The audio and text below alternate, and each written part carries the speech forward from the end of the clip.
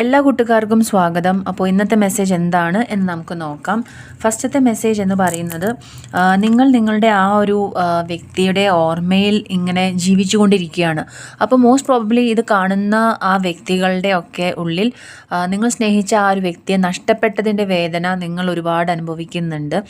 നിങ്ങൾക്ക് മരണം കൊണ്ട് വേർപെട്ടു പോയ ആൾക്കാരായിരിക്കാം, അതല്ലെങ്കിൽ നിങ്ങൾ തമ്മിലുള്ള മിസ്അണ്ടർസ്റ്റാൻഡിങ് കൊണ്ട് ഒരു വേർപിരിയൽ വന്നിട്ടുണ്ടാവാം, അല്ലെങ്കിൽ നിങ്ങളുടെ വ്യക്തിക്ക് ഒരു തേർഡ് പാർട്ടി സിറ്റുവേഷൻ അറൈസ് ചെയ്ത് അങ്ങനെ മാറിപ്പോയിട്ടുണ്ടാവാം, അല്ലെങ്കിൽ വേറൊരു വിവാഹ ജീവിതത്തിലേക്ക് പോയിട്ടുണ്ടാവും.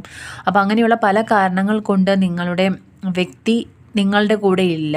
നിങ്ങൾ ആ ഒരു സ്വീറ്റ്, അതായത് വളരെയധികം സ്വീറ്റ് മെമ്മറീസ് തന്നിട്ടുള്ള ഒരു വ്യക്തിയായിരുന്നു നിങ്ങൾ സ്നേഹിച്ച ആ വ്യക്തി. അപ്പോൾ ആ വ്യക്തിയെ നഷ്ടപ്പെട്ടതിലുള്ള വേദന നിങ്ങൾക്ക് മറക്കാനും സാധിക്കുന്നില്ല. അത് നിങ്ങളെ ഒരുപാട് വിഷമിപ്പിക്കുന്നുണ്ട്.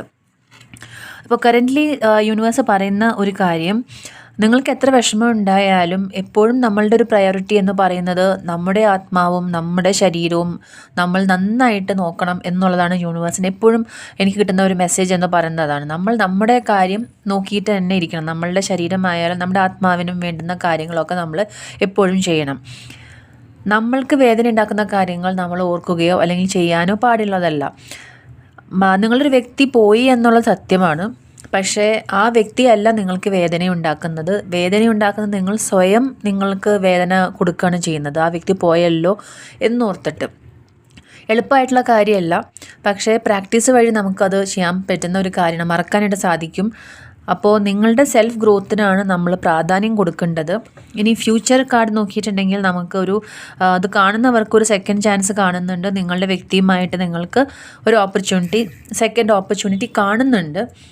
പക്ഷെ തീർച്ചയായിട്ടും എനിക്ക് പറയാനുള്ള ഒരു കാര്യം, സെക്കൻഡ് ചാൻസ് എന്ന് പറയുമ്പോൾ നിങ്ങളുടെ വ്യക്തി ഇപ്പോൾ ഈ ഒരു റീഡിങ്ങിൽ മനസ്സിലാവുന്നത്, നിങ്ങളുടെ വ്യക്തിയോട് നിങ്ങൾക്ക് വളരെ സ്നേഹമുണ്ട്. പക്ഷെ എന്ത് കാരണം കൊണ്ടാണ് നിങ്ങൾ തമ്മിൽ ബ്രേക്കപ്പ് ആയിട്ടുള്ളത് എന്നുള്ളതും കൂടെ നിങ്ങൾ ഓർക്കണം. ലൈക്ക് തേർഡ് പാർട്ടി ആണോ, അതൊരു ടോക്സിക് റിലേഷൻഷിപ്പ് ആയതുകൊണ്ടാണോ? കാരണം ആദ്യമൊക്കെ ഭയങ്കര സ്നേഹമായിരുന്നു, പിന്നെ ഇടയ്ക്ക് ഒരു ടോക്സിക് സ്വഭാവം കാണിക്കുന്നത് കൊണ്ടാണോ, അതോ ട്രസ്റ്റ് ഇഷ്യൂസ് ആണോ? അങ്ങനെയൊക്കെ നോക്കിയിട്ട് വേണം നിങ്ങൾ ഈ ഒരു സെക്കൻഡ് ചാൻസ് റീകൺസിലേഷന് വേണ്ടി നോക്കാനായിട്ട്. എല്ലാം മറന്നുകൊണ്ട് എനിക്ക് ആ ഒരു വ്യക്തി ഇല്ലാതെ ജീവിക്കാൻ പറ്റില്ല, അതുകൊണ്ട് തിരിച്ചു പോകണം, അങ്ങനെ നിങ്ങൾ ഒരിക്കലും ചിന്തിക്കരുത്. നാർസിസിസ്റ്റ് ബിഹേവിയറുള്ള, ടോക്സിക് ബിഹേവിയറുള്ള, അല്ലെങ്കിൽ ചീറ്റിംഗ് ബിഹേവിയർ ഒരിക്കലും കാണിച്ചിട്ടുള്ള വ്യക്തികളിൽ നിങ്ങൾ ഒരിക്കലും തിരിച്ചു പോകരുതെന്നേ ഞാൻ പറയുള്ളൂ. പക്ഷേ യൂണിവേഴ്സ് നിങ്ങൾ പറയുന്നത് സെക്കൻഡ് ചാൻസിൽ ഓപ്ഷൻ ഉണ്ട്.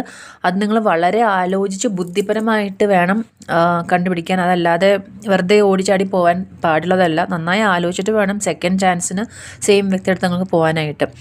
അപ്പോൾ ഇന്നത്തെ റീഡിംഗ് എല്ലാവർക്കും ഇഷ്ടപ്പെട്ടു എന്ന് ഞാൻ വിചാരിക്കുന്നു. വീണ്ടും പുതിയ റീഡിങ്ങുമായിട്ട് അടുത്ത് തന്നെ കാണാം.